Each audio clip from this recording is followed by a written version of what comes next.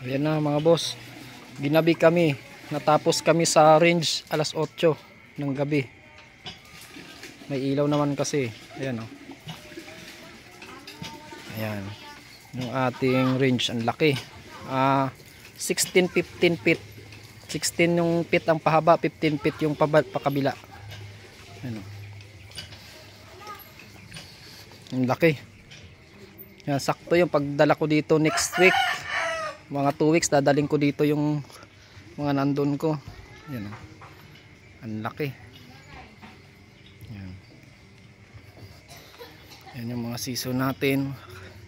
Yan sila o. Kaso wala pang bubong sa gitna.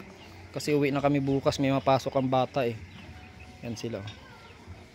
Yan ang laki niyan. Tapos din ano?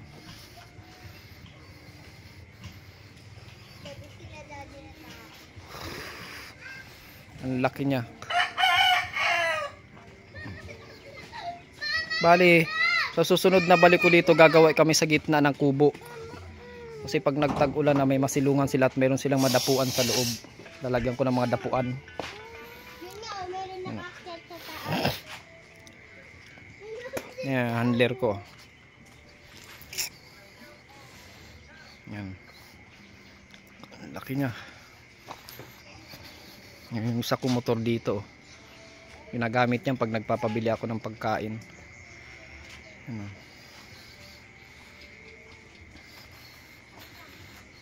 At tapos din ito na yung brood ko, inuwi ko na. Para makapagpahinga. Dadaling ko naman yung 2 times ko na binabai.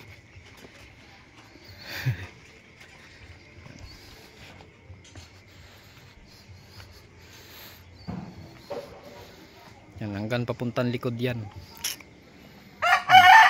Solar oh, liwanag ng solar natin oh.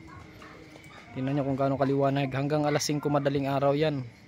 Hanggang magliwanag, sobrang liwanag pa yan. Hanggang madaling araw. Yan. Yan si Sabrina. Yan, di na sila nagkulit. Ito yung bukasan nila oh. Yan dito. Iaangat na lang. Hindi na, sa ilalim ng daan yan. Iaangat. Wag na, kasi baka umano yung magkulit ang mga sisiw. Kasi kanina, first time nalagay, nagliliparan. Ayun si Sabu, nagtitiktok ko. Yan, uwi na kasi kami bukas, ay madaling araw, gawa ng pasok mga bata, may exam. Yan.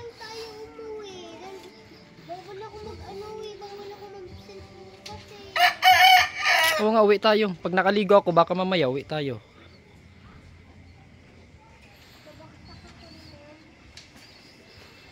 Yan mga boss.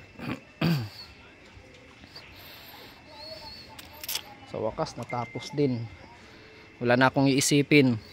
Lagay na lang ako nalagay. Bawat breed ko dun, lagay na lagay. Kasi ang papisa ko, 120 plus. Ang nandun ko natira, 60 plus. 2 weeks pa lang. Pagsabay-sabayin ko na yun pagdala dito.